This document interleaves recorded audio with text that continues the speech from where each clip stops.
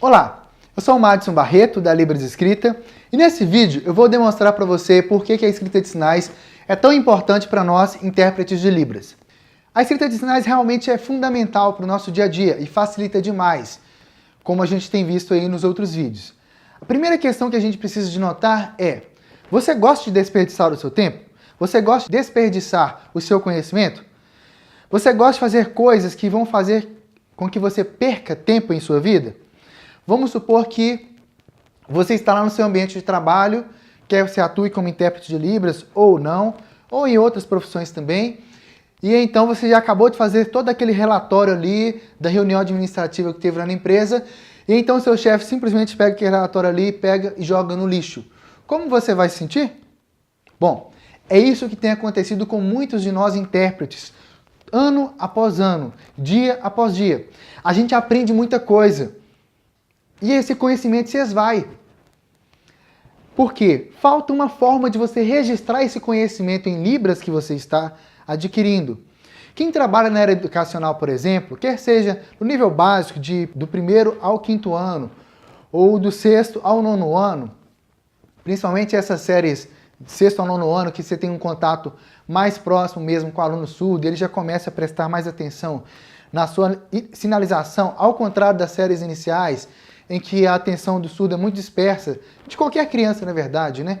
Ainda mais ele ficar olhando ali para você o tempo todo. Então, do 6º ao 9º ano, é o momento que ele já começa a prestar mais atenção e a construir um significado ali realmente, junto com o professor, com os demais colegas e principalmente com você, intérprete, que é quem geralmente interage mais ali com o surdo, por estar mediando essa relação do professor com o aluno e vice-versa, e também com os demais colegas e outras pessoas da escola. Também no ensino médio ou na área acadêmica, quer seja numa graduação ou em pós-graduações, mestrado, doutorado, enfim. São oportunidades em que você aprende muitos sinais com o surdo. E assim, são muitos e muitos e muitos sinais mesmo. E quem trabalha também com surdos em outros ambientes, sem ser ambientes educacionais, também tem uma troca cultural e informacional muito grande. São muitos detalhes da língua de sinais que a gente começa a observar que antes a gente nem se dava conta que existia, que um curso de Libras não nos ensinou, e que agora você consegue receber essa informação. E é muita informação realmente. Eu tive a oportunidade de trabalhar com mais de 50 pessoas surdas, de diversas idades. Isso foi quase durante mais ou menos um ano. E foi o meu primeiro trabalho mais aprofundado mesmo com surdos na época, e eu aprendi muito. Quem dera que eu já soubesse a escrita de sinais na época. Vou te demonstrar por quê. E também para quem é pesquisador de Libras, tem inúmeras aplicabilidades também, como eu vou demonstrar. Mas por que eu estou colocando primeiramente essas situações profissionais de nossa atuação como intérpretes? Além daquelas de palestras, eventos e outras coisas assim que você precisa de um conteúdo mais específico. Bom, quanto mais contato você tem assim com o surdo, nesse momento que você está interpretando, principalmente nesse momento educacional ou empresarial, quando você coordena uma equipe de surdos, por exemplo, vão surgindo muitos sinais no dia a dia. São sinais que realmente estão sendo criados naquele momento. Quantos sinais que você, intérprete, junto com o surdo, foram surgindo ali na área de biologia, de geografia, de língua portuguesa, de matemática? Quantos sinais você criou nesse momento? Quantos sinais o aluno surdo criou? Quantos sinais os demais alunos surdos criaram? Quantas ideias você teve interessantes e classificadores? Bom, eu conheço inúmeros intérpretes que trabalham na área educacional. Eu também trabalhei por quase 3 anos na área educacional, interpretando para um aluno surdo do 7º para o 9º ano, que ainda, na verdade, era aquela contagem antiga. E eu me lembro que, na época, eu ainda estava começando a aprender a escrita de sinais. E eu percebi, então, o potencial que essa escrita tem para nós intérpretes. Por quê? Você está ali trabalhando como intérprete educacional. Em algumas escolas tem a política de você permanecer na mesma série todos os anos. Tem amigos meus que trabalham no 2º ano do ensino médio há mais de 10 anos. Tá, ok. Tem muitos sinais ali que ele memorizou, porque ele sempre usa, todos os anos ele usa. Mas o problema de trabalhar na área educacional é: você tem um conteúdo X que você vai utilizar durante um determinado período do ano, vamos supor 2 meses. Depois, quando terminou esse conteúdo aqui, o professor passa para um outro conteúdo no próximo bimestre, que vai ser utilizado às vezes por 3 meses. Vai passar de um bimestre para o outro, por exemplo. O problema é que, nesse percurso que você estava com o aluno surdo, você chegou aqui e aí, nesse ponto aqui, o aluno já criou sinais, já está entendendo a disciplina, já está criando todo aquele conteúdo ali, todos aqueles sinais, que você pode aproveitar lá na frente, às vezes com outro aluno surdo no próximo ano, ou com aquele mesmo ali em outras disciplinas. E aí tem essa quebra, em que você vai passar agora para um próximo período naquela mesma disciplina.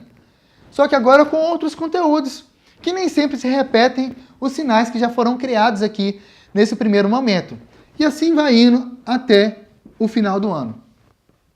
Ok, depois a gente tem um período de férias, começa-se um novo ano e, na maioria das vezes, nós intérpretes enfrentamos os mesmos desafios no ano seguinte. Tentar relembrar os sinais que a gente utilizou no ano anterior ou até mesmo criar novos sinais com a nova turma, porque, gente, é perda de tempo. É perda de tempo. Os sinais serem criados durante um ano, com aquela turma ali, e depois eles se perderem. É a mesma ideia de você pegar o relatório que você acabou de fazer e jogar no lixo. O conhecimento vai embora. Tem muita gente que tem algumas estratégias para resolver isso. Por exemplo, vamos supor o sinal de Aristóteles. A pessoa vai lá e escreve mão em garra tocando 2 vezes no ombro esquerdo. Tá. Quando chega no ano seguinte, ela vai e faz assim. Mão em garra tocando 2 vezes no ombro esquerdo. Ela esqueceu de anotar um detalhe, que aí ela já não lembra mais como que é feito o sinal. E mesmo com anotações descritivas, nem sempre é possível você escrever exatamente como que é o sinal, descrevê-lo perfeitamente. Vamos supor esse sinal aqui. Uma pessoa está atrás da outra e ela vai e ultrapassa a outra pessoa. Tá, na hora de escrever, alguns vão lá e colocam como glosa. Uma pessoa na frente da outra e a de trás ultrapassa, por exemplo assim. Ou tenta resumir com mais detalhes, tenta resumir com menos palavras, mas que expressem todos esses detalhes. Outras pessoas vão escrever 2 mãos com o dedo indicador levantado, ou mão em 1. As 2 com o dorso da mão para trás, ou as 2 com a palma da mão para frente. A mão de trás faz um movimento semicircular que vai passar pela mão. Até você escrever isso tudo, cá entre nós, em sala de aula, quando você está interpretando, às vezes naquele pequeno momento que você tem ali, não dá para você anotar isso tudo. Não dá para anotar tudo. E aí o que acontece? Algumas pessoas recorrem a uma outra estratégia. Filmar. Bom, a Libras é uma língua visual, é fácil. Hoje em dia, quase todo mundo tem um celular que tem uma câmera, quase todo mundo tem uma câmera digital, tem uma webcam em casa, ou tem um amigo que tem, alguém da família tem, e aí você vai lá e fica filmando os sinais. O problema é que você geralmente não interpreta só uma disciplina. Você interpreta matemática, português, geografia, história, física, e por aí vai. São muitas disciplinas, é muito conteúdo. E aí, brilhantemente, você chega no final do ano, interpretou, por exemplo, o primeiro ano ou segundo ano do ensino médio, você tem lá 500 vídeos de sinais que você foi acumulando durante o ano. Tá? Você sabe que algum deles você utilizou num contexto específico que foi para... Aí você não lembra mais o detalhe. Porque você perdeu tanto tempo entre o momento em que o sinal foi criado e o momento que você filmou. Dá para você estar lá interpretando e no momento de 5 minutos você tirar o celular lá dentro de sala de aula e fazer a filmagem? Não dá. Algumas escolas nem permitem, nem que os profissionais, nem que os alunos usem celular em sala de aula ou uma câmera de vídeo. O professor às vezes vai ficar desconfiado que você está filmando alguma prática lá na sala e tudo. E aí, como resolver essa situação? Tem um outro problema também. Quando você vai interpretar uma palestra, vamos supor que você vai interpretar uma palestra sobre os ecossistemas. Você sabe o sinal de ecossistemas? Porque eu não sei. Mas em algum lugar, alguém do Brasil já vivenciou uma situação com algum surdo, ou os surdos entre si, que foi criado algum sinal para ecossistema. Só que quase ninguém utilizou, porque foi criado num momento específico por aquelas pessoas ali. E talvez aquela mesma pessoa é da área de biologia, é da área de geografia, e precisaria desse sinal mais lá na frente. Mas esse conteúdo se perdeu. Então, a escrita de sinais, ela traz para você a possibilidade de você registrar o sinal exatamente como ele é feito. Traz para você a possibilidade de você fazer o registro preciso do sinal, para que você não esqueça como ele é feito. É muito mais prático do que a filmagem, é muito mais prático porque você pode fazer em um caderninho de anotações, você pode ter uma folha, uma parte do caderno, para cada disciplina que você está interpretando, ou para cada conteúdo que você vai trabalhar, por exemplo, numa palestra. Aí imagine se você adoeceu naquele período ali. Você tem essas anotações, passa para o intérprete de apoio, passa para o intérprete que vai substituir você na sua ausência. Está trabalhando com o intérprete de apoio na palestra? Passa suas anotações, os sinais que você já tem convencionados para aquele contexto. E por aí vai. A escrita de sinais permite essa troca de informações. E cá entre nós, às vezes alguns surdos, alguns intérpretes postam alguns vídeos na internet que ninguém merece. Você tem lá um vídeo de 5 minutos para explicar um sinal, para demonstrar como é feito um sinal. Porque tem aquele momento antes do vídeo que o cara vai, se apresenta, conta a história dele, tal. No meio do vídeo ele explica por que o sinal é daquele jeito. E lá no final do vídeo que tem a informação que realmente você precisa. Ou, eu já passei por isso, eu vou e pulo para o final do vídeo para ver se resolve, se eu já consigo chegar ao conhecimento que eu quero. Chego lá e não entendo nada, porque a pessoa usa outra estratégia. Ela está justificando o sinal no final. E aí, imagine se para cada sinal que você for precisar, por exemplo, interpretando contabilidade na faculdade, você tiver que buscar na internet. Eu já cansei de ver as pessoas na internet, intérpretes, pesquisadores de Libras, perguntando por um sinal. Como é que é o sinal de tal? Aí a pessoa vai falar assim, não sei. A outra fala assim, coloca a mão na cabeça, dá uma volta, gira e tal. Eu não entendo patavinas. Não dá para entender como que é feito o sinal. Então, se você realmente quer que o seu conhecimento, aquilo que você está construindo com o seu trabalho, passe para a próxima geração, se você realmente quer que esse conhecimento seja registrado, contribua realmente para a comunidade surda, para os outros intérpretes de Libras, que é uma sugestão, escreve utilizando o Signwriting. Escreve utilizando a escrita de sinais. Por exemplo, esse sinal aqui. Veja como é simples escrevê-lo.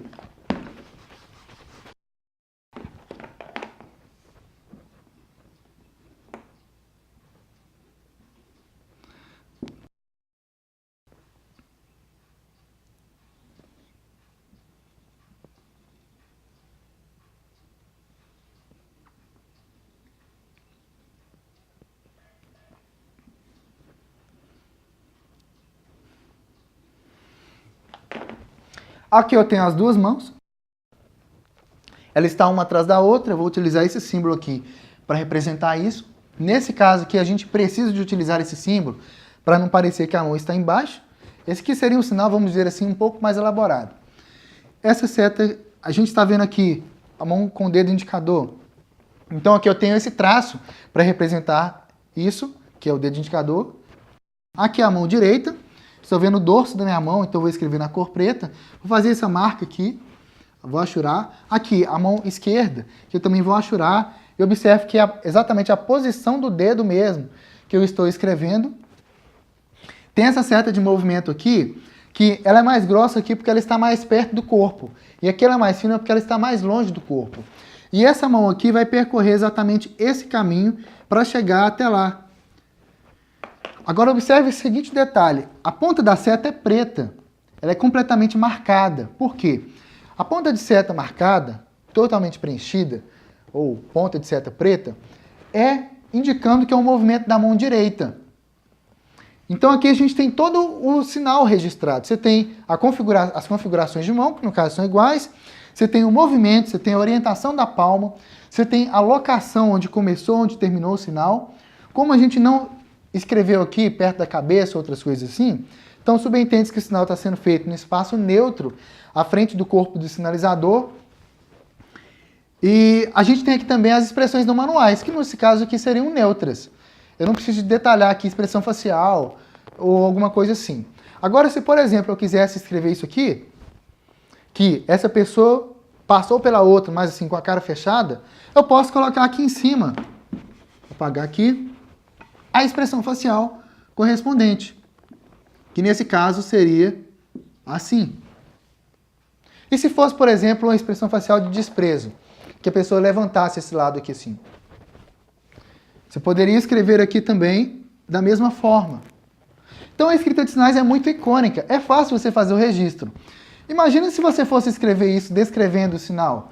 Mão uma atrás da outra, indicador, tal, tal, tal. Até você escrever isso tudo, você já perdeu muito tempo. Às vezes era o tempo pouco que você tinha para registrar outros sinais que foram necessários ali.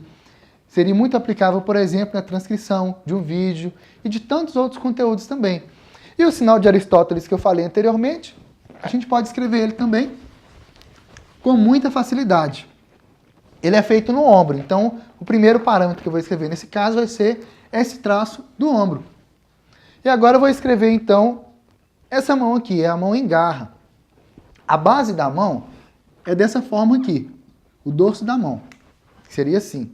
Como eu estou vendo a mão em garra, então eu tenho que escrever esses dedos assim. E como ela está sendo vista por cima, eu vou fazer um corte. Observe que essas são configurações de mão mais elaboradas. Essa seta aqui é mais elaborada, esse outro símbolo aqui também é mais elaborado. São coisas que no aprendizado da escrita de sinais você vai aprender lá na frente. Mas aqui a gente tem a linha então do ombro. E eu vou escrever a configuração de mão aqui assim, exatamente na posição como eu estou fazendo ela.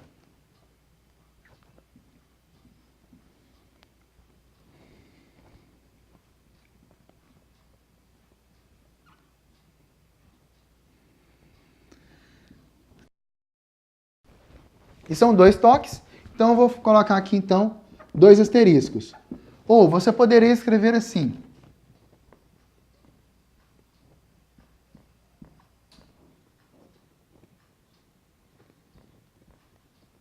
Também está cortado. Se você achar os 2 asteriscos também, que é esses 2 toques que a gente está fazendo aqui, se você falar assim, ah não, talvez eu vou ficar com dúvida, ou talvez a outra pessoa vai ficar com dúvida, por causa da posição que é o sinal, que o braço cruza, vem aqui para o outro lado, você não ficar pensando que é o mesmo braço, você escreve esse detalhe também do braço. Aqui você tem a linha do braço. Essa linha do ombro, na verdade, ela é um pouco mais grossa. Para a escrita para o dia a dia, a escrita mais rápida, você pode escrever só esse traço mesmo. Aqui assim também, a mesma coisa, esse detalhe do braço. Que no caso desses sinais aqui, seria importante. E essa linha aqui mais grossa, como eu expliquei, mas no caso desse sinal aqui, você não precisa do braço. Ou seja, é aquele princípio da economia, que a escrita de sinais também preza muito. Você vai escrever aquilo que realmente é necessário.